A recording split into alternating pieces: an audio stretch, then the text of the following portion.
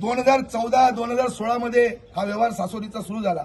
त्यावेळी कवडीमोल दरानं जवळजवळ 1.5 लाख रुपये एकर म्हणजे 3,000 रुपये सुद्धा गुंठा नाही अशा पद्धतीनं 1.5 लाख रुपये एकरने या जमिनी घेतल्या. आता ह्याच जमिनी 15 लाख रुपये गुंठ्याप्रमाणे त्या ठिकाणी विकल्या जात आहेत.